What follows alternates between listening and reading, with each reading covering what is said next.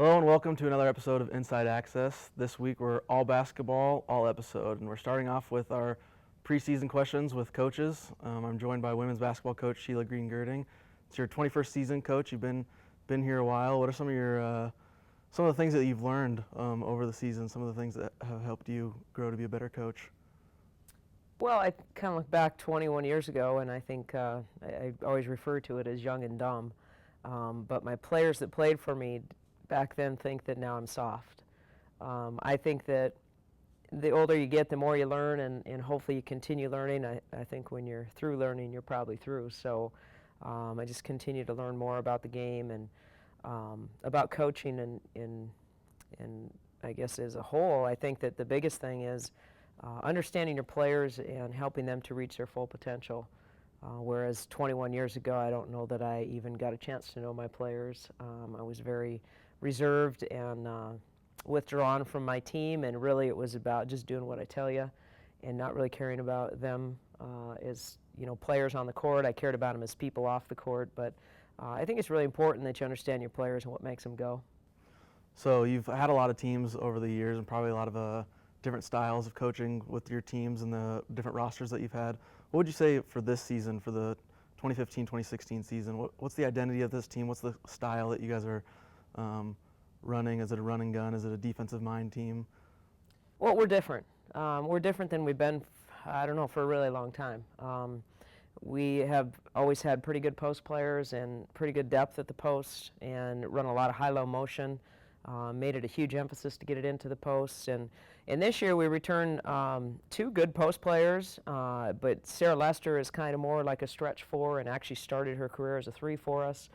And we got Savannah Kingsbury inside, and that's about all we have for right now. Caitlin McLachlan is coming off a knee injury, and we'll find out today if she gets the release to go full, and then we'll work her into that rotation with our posts. So at times our lineup's going to be 4 guards and 1 post, and because of that we're going to run more of a up-pace style and maybe pressing and pressure defense and really try to be disruptive. And I think it'll be a fun style to play. I think it's a fun style to coach and hopefully a fun style to watch for our fans.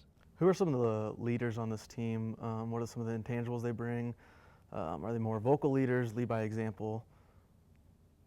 Well, I think we kind of have a little variety of each. You kind of look at your seniors of being natural leaders, and I think Sarah Lester is just going to go out and do her job and take care of business and do it the best of her ability. But yet she's kind of one behind the scenes that is kind of a cheerleader and there for people. And Amanda Sainsaver has been a captain on our team for the last 3 years. I think it's because kids feel very, very comfortable coming to her. She's a natural leader. She's a very, very hard worker. I think all 3 of our seniors are, and they can set the tone every day with their work ethic. Savannah Kingsbury has been pretty much, a 4 and a 5 for us. But we pretty much can play her and put her anywhere. She's extremely smart, and you throw anything at her and she picks up on it. Sometimes she picks up on stuff before we even get to pointing it out or teaching it. And she's played many different roles, and I think defensively we can put her a lot of different places and really has improved her game and gotten stronger in the last 4 years. So really excited about all 4 of those seniors. And then Alex Haley was voted captain again, all 3 seniors as well as Alex. And Alex was our leading scorer last year and has a deadly mid-range jump shot and a nice 3-point shot and really plays aggressive. And I think she's kind of more like lead by example, but I also think she's kind of one of the kids that when we really need something, she's going to go get something done and kind of like climb on my back and I'll take you there. So I think we have good leadership all the way around. Let's talk about some of those individuals. Amanda Sainsaver, she had over 75 assists last season, but if you look at her box score, it's not necessarily jumping out at you numbers. But she plays a lot of minutes for you, and she brings stuff to the court. What are some of those things that she brings to the court that you don't necessarily see in the stat box? I think the biggest thing in our program is working hard. She gives everything she can, and she never takes a play off. She plays hard all the time. She's such a great teammate that, she's going to pick you up when you're down, and she's never going to say a harsh word to anybody, and she's going to control. I've always referred to Amanda as our safe point guard. She doesn't really make a lot of mistakes. She's not flashy with what she does, so she doesn't wow you. She's just a steady, solid point guard that gets things done and somebody that you completely trust out there. So Savannah Kingsbury, with the departure of Christina Bogue, is going to be one of the more important bigs on your team. How important is she to the flow of the game, defensively, getting those rebounds?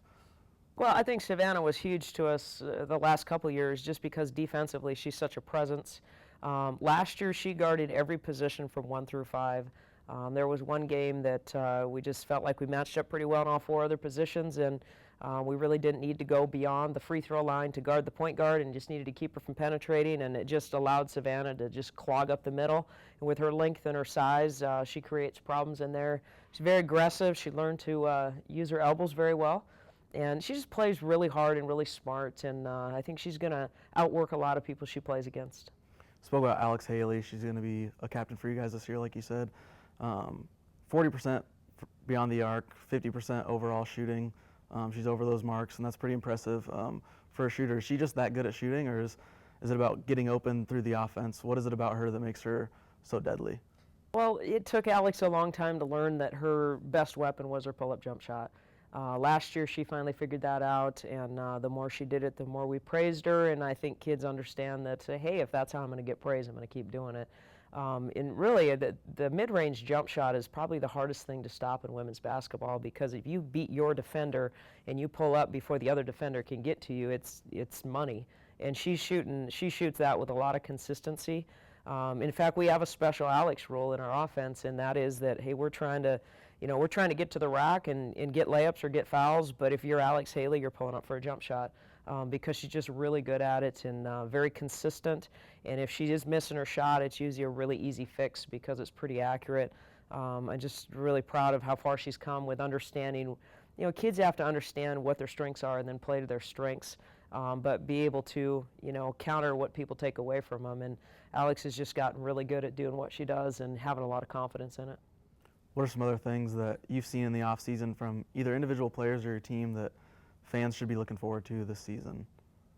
I just think that I don't know if it's any individual. We're just different. I think, for several years, it was, a lot with Carly Bogue and being a great player and putting up the numbers she did, but she had a good supporting cast. And, you can kind of pick out a few players here and there, and the ones that were behind the scenes doing all the dirty work are the ones that don't get a lot of credit. And I just look at this year, and I don't know that we have a superstar.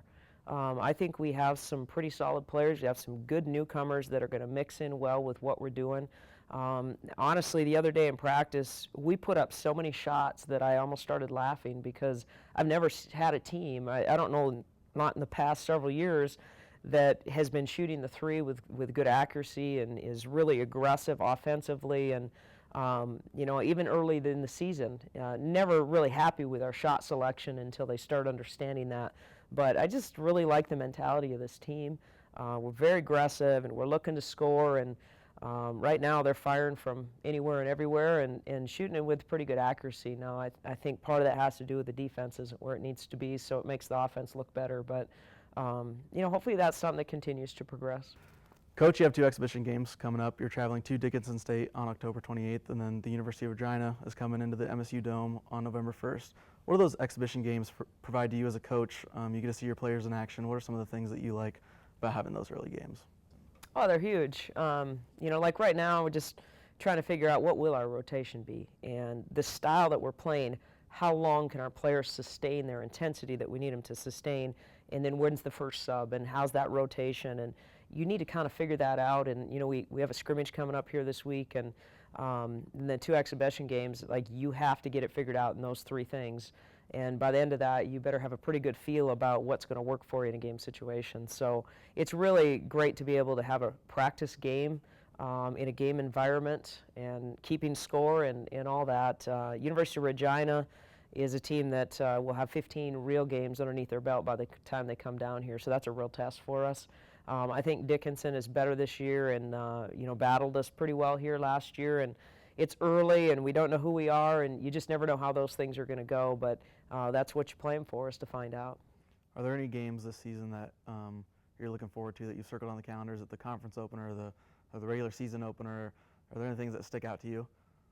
Well, I mean, it's always fun to play great competition, and right away we host Pittsburgh State and Washburn, and Pittsburgh State was one of the top teams in the country last year, and they're a phenomenal team and a phenomenal program. And Washburn's been very, very good. So it'll be interesting to see a couple MIAA teams, and it's nice to be able to play them at home.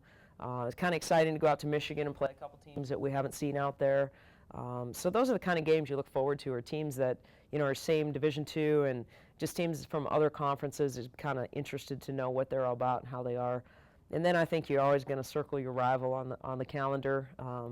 Obviously, with University of Marion and Minot State being the only two North Dakota teams, that's always a game that we look forward to. And this year we've been doing a little bit different, where we play each other, on a Wednesday during finals week, and then we turn around and play on Friday. And I think as coaches, our philosophy was that a lot easier to work on the scout, not many adjustments you can make. Your kids just got to show up and play, and that's really what it's about.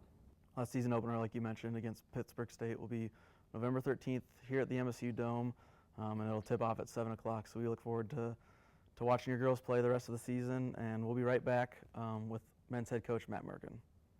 New at Applebee's. Get your favorite apps half price twice a day, every weekday and late night. Yeah, things are definitely looking up. Get half price apps late afternoons, and as always, late night. New and only at Applebee's. At IRET Properties, we make finding a comfortable apartment in the perfect location easy. With apartments in Minot and Williston, great amenities, and superb staff, we're certain you will find a home with us. Schedule a tour today by calling 837-RENT or visit iretapartments.com to view photos and floor plans. IRET Properties. This is home. Hello and welcome to our preseason basketball show. Joined with me the men's head coach Matt Murken. Matt, you guys had a pretty successful season last year, best record in the past 5 seasons. What was it about that team that made them successful, and how do you carry that success into this season? I think last year we did a great job of fitting into the roles that each guy was assigned, and really believing in the success of the team over individual success. We're a really balanced team. We really executed well, especially offensively. I thought we were a really tough guard last year, and we just had a group of guys that really wanted to win and really wanted to check a lot of firsts off the list as far as Minot State basketball in the Division II era, and we were able to do that and got us some momentum going forward. We're just excited to continue that, and we had some seniors last year that had great leadership. We had 3 guys that graduated that were a big part of our team, and those guys will be missed, but we're really excited this year to have a new senior group step forward, and so far this fall they've done a tremendous job of leading and just kind of taking over right where those 3 seniors from last year left off. Talking about those 3 seniors, they were your top scorers. All 3 of them. Korf was a really good 3-point shooter. Everett Robinson was a second-team All-NSIC player. How do you replace those guys going into them? Yeah, they were a great group of seniors. It was a unique group just because they were all 3 very good players, but they had unique games that complement each other well, and they're also unique individuals. And so we they helped us in a lot of different ways. And we started talking last year in spring already that we're losing not only production on the court, but a lot of what those 3 seniors did was just kind of behind the scenes and personality-wise and execution-wise. So we've been preparing to replace those. Those guys were such good players and great personalities that we won't have one guy replace one of those guys, but we have a group of guys that kind of need to pick up where those guys left off. And like I said before, just kind of the overall dedication to our program and the work ethic, I think that those 3 seniors help instill in our program is really carried over and kind of become just ingrained in our program. So what those 3 did is definitely going to kind of help us this year, and there'll be some take over by committee, kind of what those guys left on the table when they graduated last year. What's the identity of the team going into this season? Are they like a run and gun team, more of an offensive team, a defensive stop pressure team? Yeah, it's so early still. I guess we're not sure. But our league is a pretty fast-paced league. It's a high-scoring league, and last year we were really good offensively, and we're really focused through last spring and this fall on making some steps on the defensive end of the court. I still think we'll be a pretty good offensive team. I don't think we're going to run and gun like Loyola Marymount used to back in the day, but we'll play at a decent pace, and it's just all about balance for us. I think offensively we'll have great balance again. Last year we had 5-6 guys between kind of 7 to 13 points a game. I think we'll be similar this year. The one thing that I really feel like we do well is we pass the basketball. We're really unselfish. The ball really moves, and for being so early in the year and really 5 practices in right now, I'm really happy with our offensive movement and player movement and ball movement, and I think we can continue to build on that. I think it can make us a tough guard going forward. Who are some of the leaders on this team, whether it's your captains or guys that are leading in practice, and what are some of the intangibles that they bring to this team? We have 11 guys that return, and that's a lot of fun as a coach, just to have guys that know what to expect on a day-to-day basis from practice, off the court, and really all those guys have done a great job from the returning sophomores that have kind of stepped into that role of not being the new guy anymore, all the way up to some of our seniors, and our seniors have done a tremendous job. Nate Mertens is third year junior for us. He's a 2-year captain for us. He's done a tremendous job on the leadership side of it. He's a very hardworking guy. He's vocal. He leads by example. So he's been tremendous. But we've got a couple senior walk-ons in Matthew Ward-Hibbert and Barry Savannah that have done a great job in their leadership. They haven't played for us. They've been walk-on guys for the last 3 years for Barry and 4 for Matthew. But they've just really believed in our program and kind of believed in that what we're doing is the right thing and showing the young guys how to do that. So we've had leadership all across the board from those guys, and that makes it fun too. It's not where you have to look to 1 or 2 guys. It's kind of a team that's led from within quite a bit, and that makes it fun from the coaching aspect. And just on a day-to-day basis, our guys show up with a workmanlike attitude and are ready to have fun, and it's a team that has a lot of fun as well and kind of goofs around in the right setting, but when it's time to go to work, it's time to go to work. So Dominic McDonald is a guy that all 3 seasons that he's been here, he's led the team in assists. And this will be his senior year, so it should be a pretty good big year for him. What makes him so good? The on-court awareness, finding the open guys. What makes him so talented at doing that? Yeah, Dom's taken steps forward each year in his assist-to-turnover ratio. As you mentioned, he's led us in assists for 3 years, but he's really increased assists and reduced turnovers, and that's been a big goal for him moving forward from his freshman year on. He's done a nice job of that. I think the one thing that he doesn't get a lot of credit for, and Nate's getting to that point too for us, he's played some points, and Ricci will be that way this year as a second-year point guard, but Dom really understands the offensive sets that we have and where to put the ball in certain situations, and we've got about 125 assists coming back from last year, which is a great number.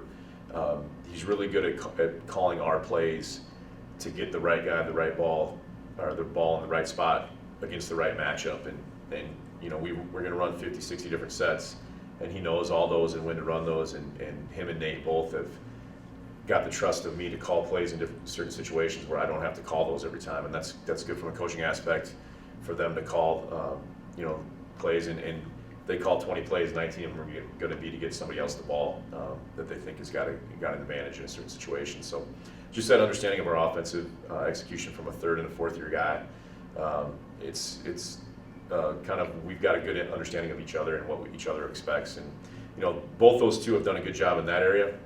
I think both those two really need to take a step forward as far as their shooting percentages, and if they do that, then they have a chance to be pretty complete guards for us this year. We talked about Nate already a lot, Nathan Mertens. He's a guy that has, right up here, 2.6 rebounds, 2.9 assists, and 5.7 points per game. And he had a lot of minutes for you last year. So he's good at a lot of different things. He's a versatile guy. How do you get him touches? Is that something that he finds himself through the offense, or do you guys run certain things for him? Right, he's been a kid that, he found his way on the court as a true freshman just because of his ability to defend, and his efforts never questioned by anyone. He plays extremely hard. He's been a great addition to our program. Offensively, he's put a ton of time in. He was really a driver when he came out of high school, but he was a big scorer, averaging 25, 26 points a game out of high school. He hasn't been able to do that at the college level yet, and teams have really taken away his driving and made him try to be a jump shooter. And to his credit, he's put in a ton of work. I thought last year he took some steps forwards in that way that maybe didn't transfer to games, and he shot it better when he's in the gym by himself. He shot it better in practice situations, but he didn't carry it over to games as well as he had hoped that he would. And he had another great summer this year, putting up shots. He shot it great so far, shooting over 50% from 3, and being more aggressive and more confident. And sometimes that's just the mindset of seeing yourself have some success on the practice floor and on the, even in the gym by yourself. And once you make enough of those shots, you start to believe it's going to go in all the time. And I think he'll have a good year for us. He's definitely put in the work to put himself in a good position. And I think just being more confident as a player is going to lead to more of an offensive role for him this year. But as you mentioned, he doesn't necessarily have to score to help us win. And he does a lot of things. He rebounds it. He gets the ball in the right spot. He defends. He's been a complete guard for us, and hopefully, I have confidence that he'll step up scoring this year, and that would certainly help us be a lot more successful if he can do that. One of your younger guys, Tyler Rudolph, played a lot for you last year as a freshman coming off the bench, and he was third in the team in rebounds and made over half of his shots. And a lot of people say the biggest transition is from your freshman to sophomore season. Have you seen a big improvement over the offseason from him? Yeah, he's really changed his body since when he came on campus last year at this time. Gotten stronger, toned up a little bit. He was a guy who just kind of kept getting better last year as the year went on, and by the end of the year was playing some great basketball for us. He led all true freshmen in our league in scoring and rebounding last year, which is a pretty impressive feat. And he just is a guy that loves to play basketball. And, whether he's playing pickup here, I'd run into people from Bismarck and they'd say, "Oh, I saw him at the Y. I saw him playing at this place, and saw your guy out shooting in his driveway." So he just loves to play, and when you do that and you love the game and have fun doing it, you're going to get better. He puts in a ton of time. He's a really competitive guy. I think he's taken steps forward as far as being really comfortable here, and I think he's going to build on what he did last year, which was a great freshman year. He's taken more of a leadership role. He's developed his outside game a little bit more, where he can score inside and outside. And, he's going to definitely be a guy that we rely on this year to have a big year for us. And I think you made a good point. It's going to be, you go from being kind of an unknown as a freshman to being a guy that probably will be talked about on people's scouting reports, and that makes it a little bit more difficult. But he needs to keep putting in the time and keep improving. And I think he's got a chance to have a great year for us. Are there any other specific things that people should be looking out for, whether it's another individual, or what has your team been doing this offseason that you've seen that you've liked? Yeah, we've added a couple other transfers, Brandon Pines and Chris Davis, and those two guys have really they've had some great days in practice the first 5 days of the year. They've been up and down a little bit as far as their execution and that sort of thing, but they're getting more and more comfortable as we go. I think those two have a chance to really give us a boost right away. We've got some other newcomers that are freshmen that have kind of been the same way, looking for a little bit more consistency from them on a day-to-day basis. But, and then we've got two other guys. Stevan Jovanovic has been in our program for 2 years. He's redshirt sophomore now, and he hasn't played much for us. And Luis Felipe Richie-Maya was a redshirt last year and will be playing this year. And those two guys haven't played much, but between those freshmen, those transfers, and those two guys, probably four of those guys are going to have to play for us this year. And I think we've got some talented guys in those roles, but somebody has to step up and kind of do it on more of a day-to-day basis. And I'm just kind of excited. Just see them over the next month before we really get going for real with the tip-off. Just see who can keep developing. I think we've got some really good players, but they still have to prove that they can do it day in and day out and compete at a high level. And when we get to November, middle of November, when we tip it off down in Dallas, we'll see who's ready to go. So it's such a long season of basketball. It just kind of depends on. It's not how good, obviously, can you be now or even in November, but December, January, and especially February and March, you got to be playing great basketball. And really excited to see our development from here till then. You mentioned that Dallas trip. You guys will have 2 games down there, and going on the road, probably the farthest you'll travel this season, regular season, and then playing 2 non-conference opponents has to be pretty fun for you guys. Get to see some other basketball outside of the NSIC, but at the same time, you need some development in those games as well. Right. What are some things that you're looking forward to from seeing from your players in action? Yeah, you never really know what you've got from a guy till the lights come on and the popcorn starts popping and there's faces in the crowd, and that'll be the first chance to see that. And we've got some returners that are in new roles. We've got some newcomers that we mentioned, so it'll just be fun to see who plays when it's game night. And it'll be a good trip for us. We'll play 2 teams down there that are in region opponents. We have such a big region all the way down to from North Dakota all the way down to Texas. So we'll play a couple teams from down that way that are from the GAC conference, but within our region. So important games, even though they're the first games of the year, they're important for regional rankings, both for us and for our conference later in the year. So we need to be playing good basketball right away. But it's just going to be fun to, there's nothing like game night. You can practice, you can scrimmage, you can play the exhibition games. But some guys just have that little bit faster heartbeat on a game night. And it's fun to see who those guys are that are really going to get out there and compete and make winning basketball plays. And we'll do all we can to be prepared for that point in time. And when we get there, we're going to have a really fired up coaching staff and a really fired up group of guys that are ready to go out and play. that'll be fun. But again, the big thing is making sure we're a lot better then than we are right now.